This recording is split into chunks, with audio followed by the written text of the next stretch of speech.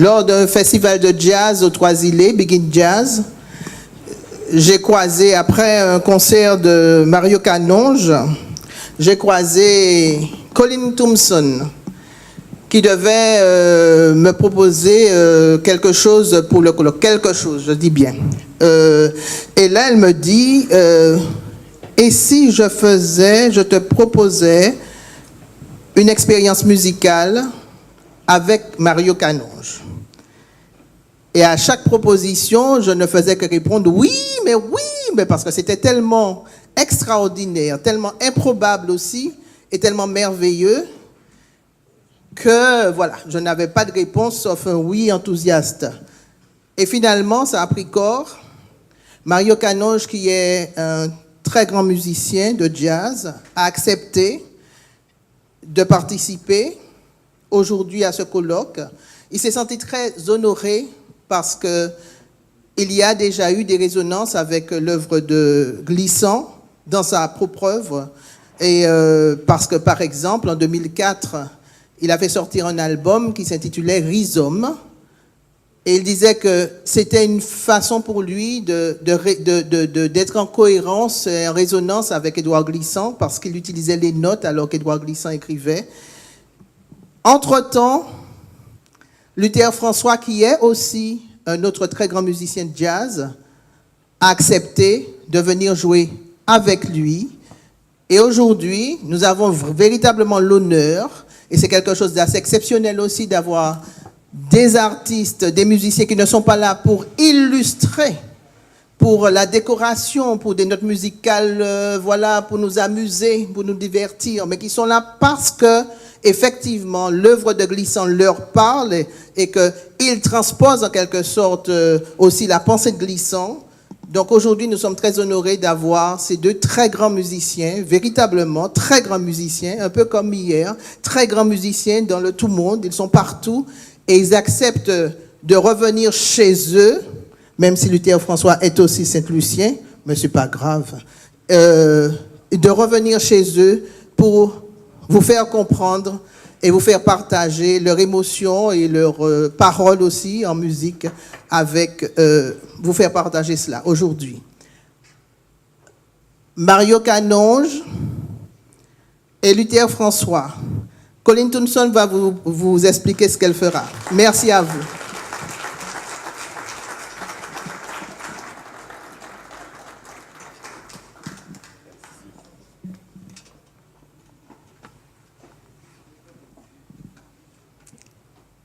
C'est une rumeur de plusieurs siècles, et c'est le chant des océans. C'est une définition possible du jazz. Cette faculté à saisir le monde sans perdre son originalité. Il ne peut y avoir un jazz, un universel du jazz. Il ne peut y avoir que des différences du jazz. C'est ce qui fait la dimension du jazz. Et c'est aussi la relation à l'autre, à l'altérité. Dans le jazz, il y a une parole qui attend une autre parole. La voix de la clarinette attend la réponse du trombone, la suscite et la répercute. Voilà en quoi le jazz ne peut se réduire à une structure comme la symphonie classique. C'est une suite de dialogues. Citation d'Édouard Glissant. Cette conférence musicale, jazz et créolisation, poétique du chaos et chaos opéra, propose un dialogue en musique entre la philosophie de l'art, façonnée par Édouard Glissant, et le jazz archipélique, élaboré par deux de ses plus vibrants créateurs, le pianiste Mario Canonge et le saxophoniste Luther François. Jean-Luc Tamby, présent parmi nous, auteur d'une thèse sur la musique dans l'œuvre d'Édouard Glissant, a pu rappeler le lien intime et organique qu'entretenait le poète et théoricien avec le jazz. Il rappelle notamment qu'au cours d'une conférence à laquelle il a assisté dans le Pays Basque, à Itchassou, le poète avait déclaré « Mon style d'écriture est le style de jazz de Miles Davis ». Pour Édouard Glissant, le jazz est né de la créolisation avec ses soubassements africains et ses instruments occidentaux. Ici, le chaos opéra, tissage de textes, de chants, de danse et de musique. Là, le jazz, le gospel, le blues et le reggae. Plus loin encore, la soul, le funk et le hip-hop. Imaginaire musical du ressassement et de la redite, de la création et de l'invention. Dans l'un de ses ultimes recueils, L'intraitable beauté du monde, adressé à Barack Obama, le philosophe et poète martiniquais Édouard Glissant entend le jazz, dont il fut un grand amateur, comme une musique née du phénomène de la créolisation. Dans un entretien inédit paru dans le magazine Jazzman de juillet 2009, Édouard Glissant développe sa philosophie de l'art sur le jazz. Je cite, « Il n'y a pas de continuité logique dans l'apparition de phénomènes de créolisation. C'est de l'ordre de l'inattendu. C'est le cas du jazz. La création d'une communauté martyrisée est réduite à l'état d'animalité, sans aucune possibilité d'évolution dans aucune direction, et ayant tout perdu dans les bateaux négriers. Les esclaves africains sont arrivés nus, sans aucun instrument. Pour se reconstruire, ils ont dû fouiller les traces de leur mémoire et ont ainsi inventé le jazz, c'est-à-dire l'expression de ces traces, en d'autres termes, la créolisation. Mais en plus, cette musique née d'une communauté va immédiatement devenir valable pour tous. Les Noirs dans le Nouveau Monde n'expriment pas quelque chose qui existe déjà. Le chant africain leur a été confisqué. En revanche, il y a plus que cela, la trace de ce chant. C'est le cas du jazz, mais aussi du reggae, du calypso, de la biguine et de la salsa. Comme le rappelle le journaliste de Libération et de Jazzman, Jacques Denis, Édouard Glissant aurait entretenu une drôle de relation poétique avec les musiciens. De plein gré ou à leur insu, ils sont nombreux dans la musique qui fait écho à sa poétique de la relation, à sa vision d'un monde ouvert, fécond et hybride. Sa pensée aura rhizomé et résonné dans la sphère des créateurs attentifs au bruissement du monde. C'est ainsi que Bernard Lubat et quelques autres, leur détonnant chaos opéra, improvisa à partir de ses poèmes qu'il feuilletait lui-même en scène. Jacques Courcil, que nous saluons, publia de formidables clameurs, album paru chez Universal Jazz en 2007, où il saluait l'archipel des grands chaos, un poème large comme l'Atlantique d'Édouard Glissant. Pour apprendre la musique, il faut écouter les bruits du monde. Moi, je joue en présence, en intégration, en absorption de toute la musique, précisait alors Jacques Courcil. Il ne fut pas le seul à se référer de manière explicite à la pensée vivace du poète, passeur et ouvreur de monde. Mario Canonge publia ainsi un rhizome préfacé par Glissant himself quelques années auparavant, en 2004. Luther François, saxophoniste d'origine sainte-lucienne, considère pour sa part qu'Édouard Glissant nomme, explicite, amplifie une certaine notion de civilisation caribéenne et met la lumière sur les processus de création en œuvre au sein de cette région du monde annonciatrice de mondes nouveaux. Je vous propose une brève introduction biographique des artistes ici réunis. Mario Canonge est né en septembre 1960 à Fort-de-France, en Martinique. Mario Canonge est un pianiste prolixe, admiré par ses pairs, toutes générations confondues, toutes latitudes confondues. Il commence le piano à 14 ans et demi, sous l'influence de sa mère, elle-même pianiste. À partir de 1979, il étudie la musique à Paris. Au début des années 80, il commence par s'illustrer dans des répertoires de musique latine, notamment au sein du groupe La Maningua, avant d'être à Nguyen-Lé, le cofondateur du groupe Ultramarine. Illustration dans sa composition du phénomène du tout-monde et de la créolisation, Caraïbes, Afrique, Europe, Asie, rassemblés en un jazz-rock fusion. Très inspiré par les deux grands noms antillais du piano, Marius Culti et Alain Jean-Marie, Mario Canonge est un pianiste qui se distingue par sa virtuosité. Il crée Sakio avec le bassiste Michel Alibaud, puis débute une carrière en solo avec Retour aux sources en 1991. C'est un tournant qui le voit renouer avec la musique de ses racines, la mazurka, la biguine, mélangée au jazz et au zouk. En 2002, Mario monte Sakecho avec Andy Narel, le joueur de steel pan, Michel Alibaud et Jean-Philippe Fanfan. Côté Afrique, il joue beaucoup avec son vieux complice, le bassiste camerounais Étienne Mbappé, mais aussi avec Manu Dibango, Richard Bona, Gino Sitson. En 2004, nouveau virage avec l'affirmation d'un jazz caribéen et cet opus, Rhizome, préfacé par Édouard Glissant. Jacques Schwartzbart, Antonio Sanchez et Roy Hargrove sont de la partie. En 2011, Mario Canonge publie Mi-temps, un album de jazz salué par la critique et qu'il décrit ainsi. Mi-temps, c'est aussi le mi-temps de ma vie. Et en réalité, c'est pour moi le commencement d'un avenir plus riche, d'une envie d'avancer, de progresser, de m'élever encore et encore, essayant d'effleurer, de toucher, de saisir de mes 10 doigts un vital essentiel. Jazzman, aujourd'hui incontournable, il écrit quelques-unes des plus belles pages de la musique caribéenne de ces dernières décennies. Surnommé à Sainte-Lucie, The Godfather of Caribbean Jazz, Luther François est un arpenteur et un défenseur des imaginaires musicaux de l'archipel caraïbe qu'il place sous la bannière d'une poétique jazzistique de la relation.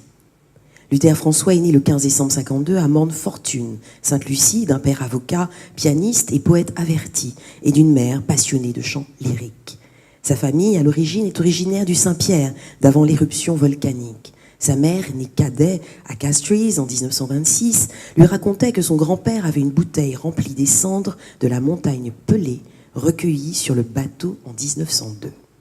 Quand on sait que ce Saint-Pierre était considéré jusqu'à la fin du XIXe siècle et au tout début du XXe siècle comme la Nouvelle-Orléans de la Caraïbe, voici une belle résonance historique.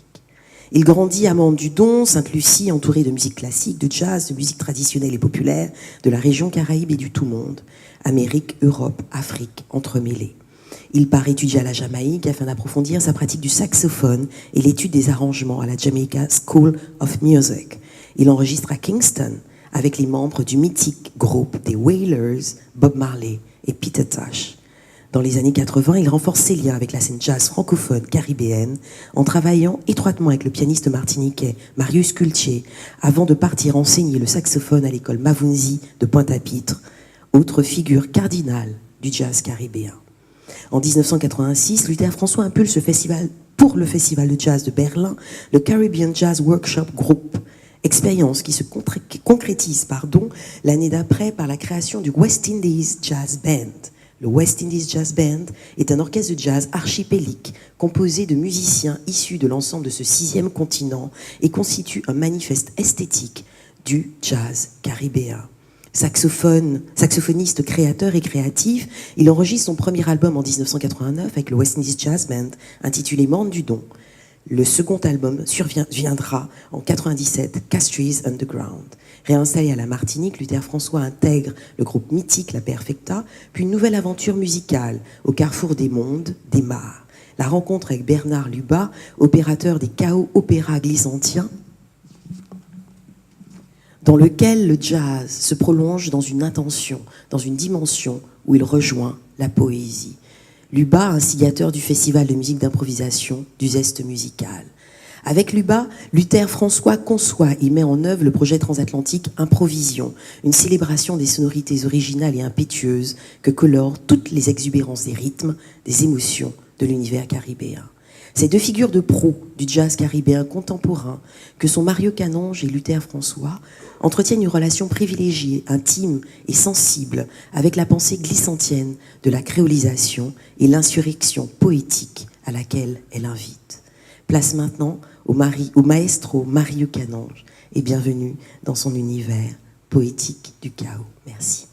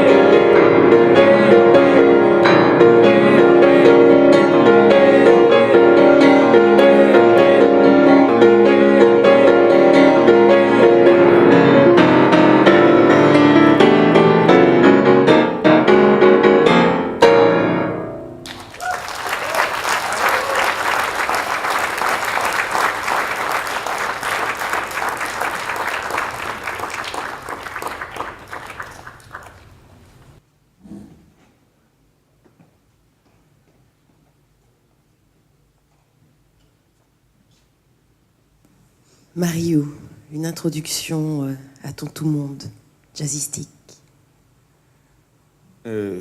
Oui, en fait, avant d'expliquer le travail que je fais, enfin le travail que les musiciens, à mon avis, doivent faire, je vais expliquer peut-être un petit peu les deux morceaux que je viens de jouer. Le premier morceau s'appelle Poésie du chaos. C'est un morceau qui est évidemment dédié à Édouard Glissant. C'est un morceau que j'ai composé longtemps après le disque Rhizome, qui est sorti en 2004. Celui-ci fait partie du disque Mi-temps, qui est sorti en 2011.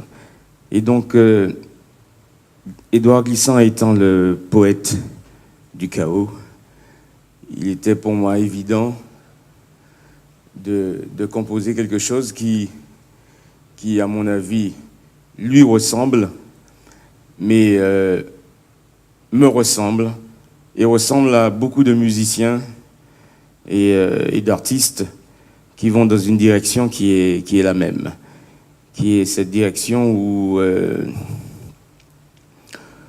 les cultures peuvent se mélanger, les idées peuvent même s'entrechoquer, comme dans le chaos, comme dans les atomes du chaos, mais en même temps, tout en gardant son identité, on peut s'ouvrir à l'autre, apprendre de l'autre et avancer avec l'autre. Et donc ce morceau, Poésie du chaos, commence, vous avez vu, d'une façon relativement tranquille et se termine justement dans le chaos. Et c'est pour signifier justement lorsque je joue... Tiens-moi ça une seconde.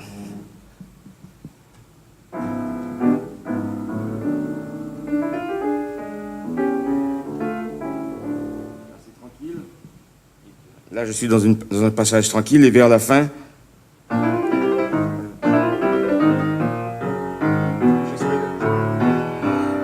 J'essaie de faire quelque chose qui, au fur et à mesure, avance dans dans un espace qui peut être très ouvert, sans convention. Voilà. Pour moi, c'est peut-être que, comme dirait Glissant, c'est un petit peu l'inattendu. Mais en même temps, l'inattendu ne signifie pas que c'est quelque chose qui soit incohérent. Il faut que ça soit, pour moi, qu'il y ait une vision, qu'on sache dans quelle direction aller. C'est ce que j'essaye de faire.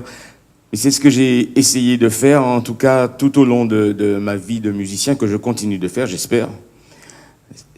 L'important pour moi, c'est d'avoir cette vision et d'essayer de m'inspirer de ce que je suis, en même temps d'être ouvert à ce qui se passe dans le monde. C'est ainsi que la deuxième composition que je vous ai jouée, qui s'appelle Entre la Pelée et l'Ararat, c'est pour signifier qu'il peut y avoir un pont entre des cultures différentes. Évidemment, je parle de la montagne Pelée. L'Ararat, c'est cette montagne qui sépare l'Arménie et la Turquie. En fait, dans ce morceau, il y a une collaboration avec un musicien arménien qui joue de l'instrument traditionnel peloul et doudouk. Et dans la composition, il y a des petites choses qui rappellent une mélodie un petit peu orientale, un petit peu... et en même temps, ce que je suis, c'est-à-dire un Caribéen, profondément ancré dans ma culture. Et donc, voilà, dans mon cheminement musical, j'essaye donc vraiment de défendre cette idée qu'on doit être ouvert à tout ce qui se passe dans le monde. En réalité, les frontières ne sont inventées que par les hommes, mais quand on regarde ça de là-haut, il n'y en a pas. Et donc, être ouvert à ce que l'on est, mais en même temps être ancré, je veux dire, dans ce que l'on est, mais en même temps être ouvert à l'autre. Voilà.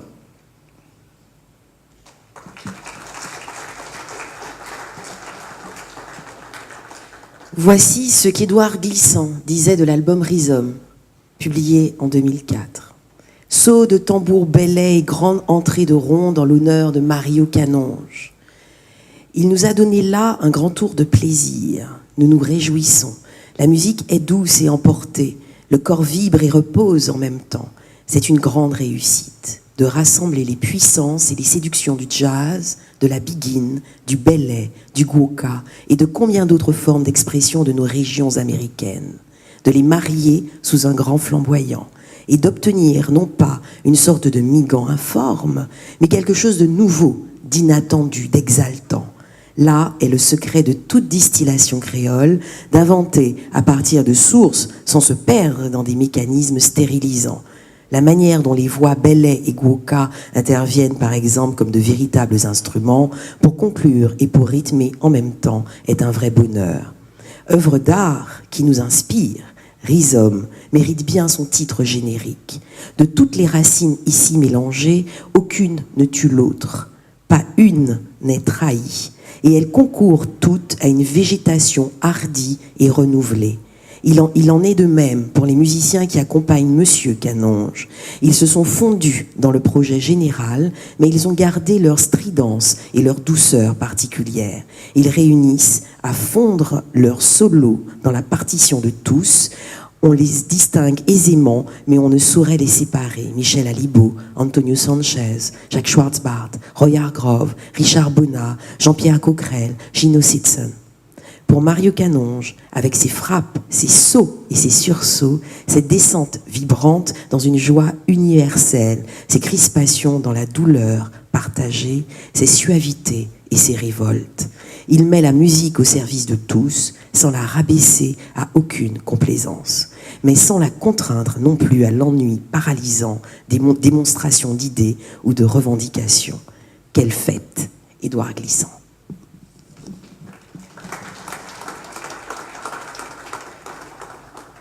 Luther François vous propose de vous immerger dans les premiers chapitres de la création musicale caribéenne, le calypso ou le caïso, exemple du processus de créolisation des musiques modernes caribéennes.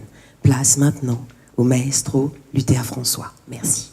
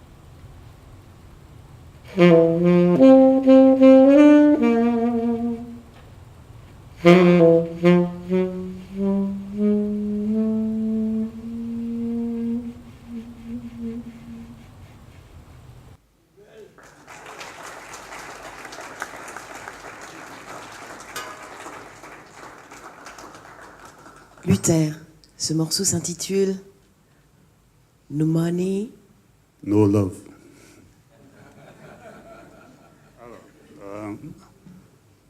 C'est une composition de Mighty Sparrow, un des centaines de calypsoniens, femmes et hommes, qui ont sillonné la zone caribéenne depuis plus d'un siècle, en effet. Et les calypsos étaient tous chantés en créole avant 1880. Et à partir de ça, l'anglais. Bon, c'est bien sûr très identifié avec le Trinidad. Mais il y a différentes sortes de calypso. Comme on entend dans le... c'est un thème traditionnel rendu célèbre par Sonny Rollins, Saint Thomas. C'est une forme de calypso de partie nord-est de la Caraïbe. Il y a aussi une forme de calypso qu'on appelle le mento, qu'on trouve en Jamaïque. Donc il y a toutes sortes de différentes expressions. Mais j'ai choisi ce morceau-là parce que Sparrow fait partie des calypsoniens comme le Mighty Kitchener, aussi un grand, qui ont une maîtrise de la mélodie qui est exceptionnelle. Et c'est une forme de jazz figé en quelque part, leur mélodie. Parce que la manipulation des séquences de notes, de formes mélodiques, surtout basée sur les bases de la musique occidentale, c'est-à-dire la gamme à 7 notes, etc., ils ont enrichi ce langage-là avec une forme musicale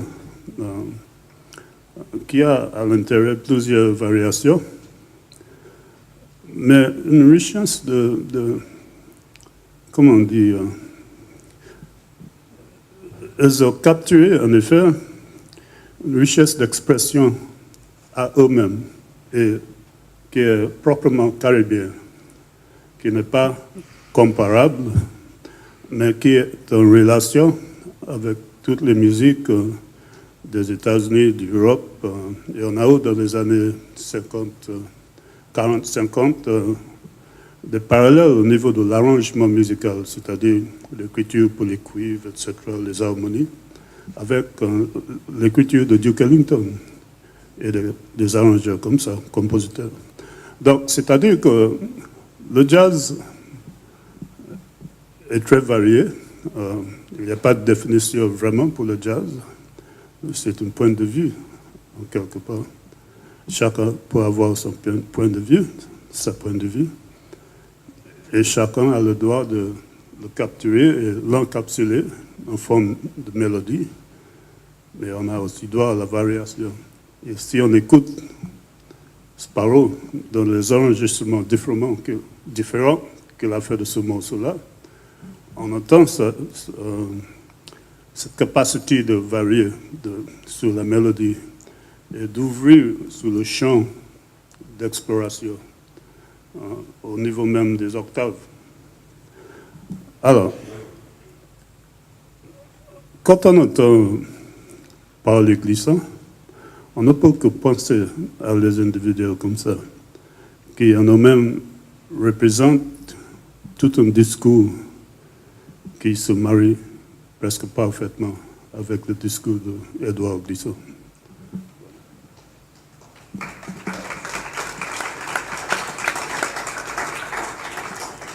Oui, Luther François considère en effet que la créolisation se place au cœur des processus de création des artistes jazz caribéens et considère même que la Caraïbe est à l'origine de la naissance du jazz. Bon, en effet, c'est Duke Ellington qui a dit ça directement. Et on considère bien sûr qu'avant de mettre le pied sur le terre nord-américain, disons la Louisiane, les bateaux sont restés en quarantaine. Français, c'est bon? Quarantaine. De toute façon, pas de plusieurs mois. Et donc, il y a eu ce mélange et échange entre ceux qui étaient sur ces bateaux-là avant qu'ils mettent le pied sur la terre de Nouvelle-Orléans, etc. Mais la naissance de jazz, bon, on dit ça, moi je dis ça souvent parce que les Caraïbiens, c'est-à-dire la population générale, ne se sont pas concernés par le jazz. C'est un exercice qui demande un peu trop d'heures dans leur vie de tous les jours pour apprécier, écouter, aller chercher le disque de jazz, pouvoir connaître qui sont les musiciens, entendre les différents styles et pouvoir différencier. Le jazz, comme la musique classique et d'autres musiques, même les musiques traditionnelles quelquefois, demande un certain comportement de ceux qui s'intéressent au sujet. Mais pour moi, le jazz va très loin en arrière et se projette très loin de le futur. Et donc, en ce sens-là, c'est le véhicule parfait pour des idées qui ne sont pas emprisonnées par toutes les choses qui emprisonnent. Okay. Insurrection poétique, insurrection musicale et artistique. Luther et Mario vont vous proposer un dialogue de créateurs. Je veux dire juste un petit mot. En fait, le propos là, c'est de faire un petit peu, de montrer que dans la musique comme dans l'écriture, comme le ferait Édouard Glissant, des fois, quand il s'adonnait à l'écriture automatique, c'est un petit peu ça. C'est-à-dire que ce qu'on va faire, on ne sait pas ce qu'on va faire. Voilà. On va s'écouter et faire quelque chose. Voilà. Et voir où ça nous mène. Voilà. C'est le chaos opéra minuscule. Voilà. Merci.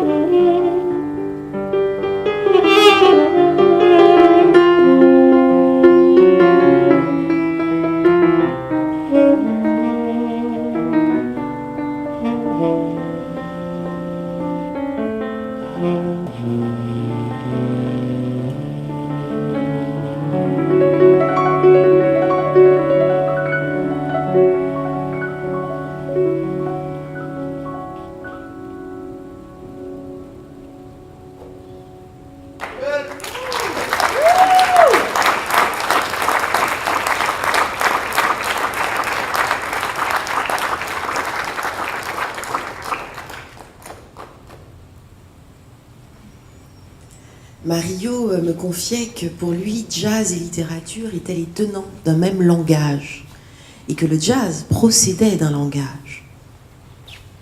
Quelle résonance avec la pensée glissantienne. Surtout que tu vas avec nous, toi-même, te lancer dans l'histoire. Alors, on a proposé à Colline de dire un texte d'Édouard Glissant et on l'accompagne. Elle le dit comme elle veut, elle avance, elle arrête, comme elle le sent, et nous, on communique avec elle.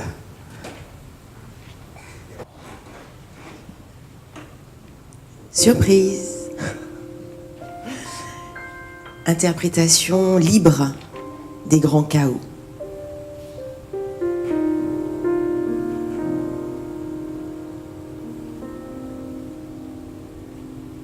Édouard Glissant, l'archipel des grands chaos. La traite, poème complet.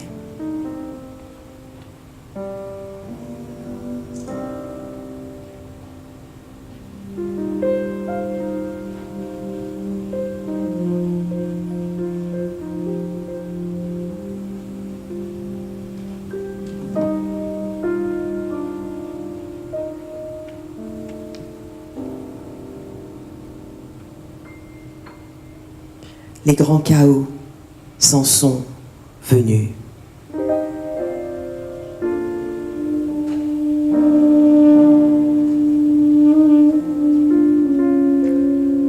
Les grands chaos sont sur la place.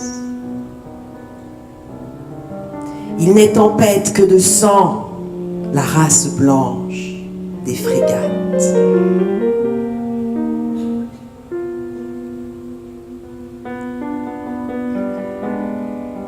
Les grands chaos sont sur la place. J'apprends qu'il y a eu bataille, je ne vois d'oiseaux qu'apeurés. Il il n'y a pas eu de combattant.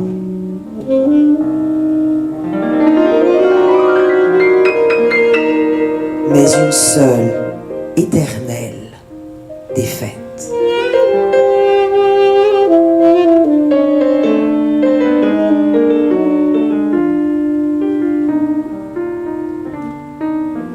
Femme qui navigue, un enfant mort au sein.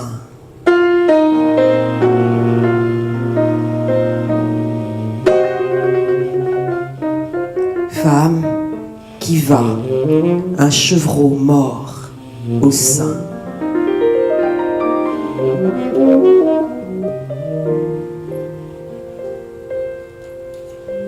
Je t'ai nommé. Je t'ai nommé. Je t'ai nommé. Terre blessée.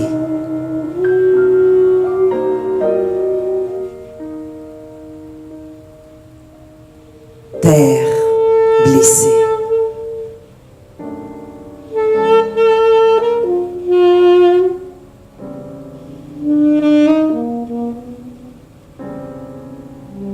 Où crie le noir silence qui m'étreint.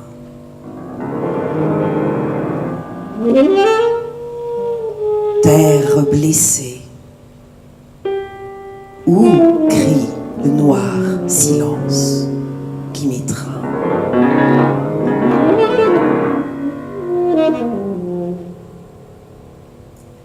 Les grands chaos s'en sont venus. Les grands chaos sont sur la place.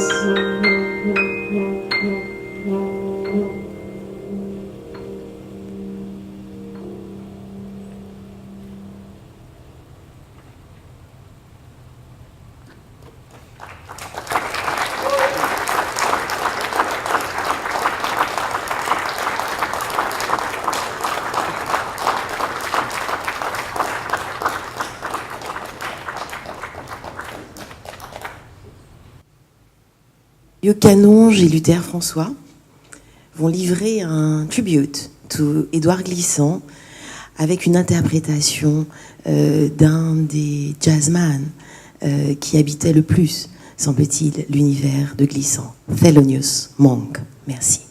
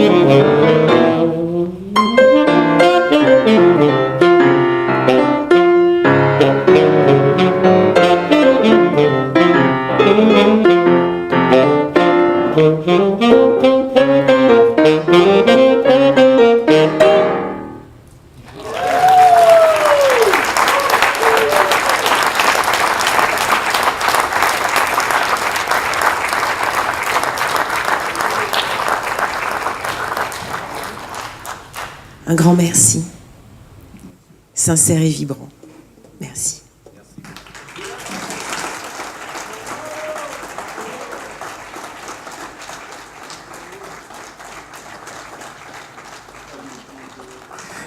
Merci beaucoup pour cette invitation. Je trouve que c'est vraiment une très belle initiative. Il faut savoir que il y a évidemment chez tous les artistes un courant qui va dans le même sens, dans ce sens qu'a ouvert pour nous peut-être Édouard Glissant, et on est nombreux à suivre ce chemin. Voilà. Merci. Je voudrais dire aussi que nous, ceux parmi nous, les musiciens qui se sont concernés, nous tenons à poursuivre et à approfondir la parole d'Édouard Glissant à travers nos œuvres, nos concerts, nos idées, mais surtout encourager tous ceux qui ont peur de dire non à apprendre à le dire avec conviction.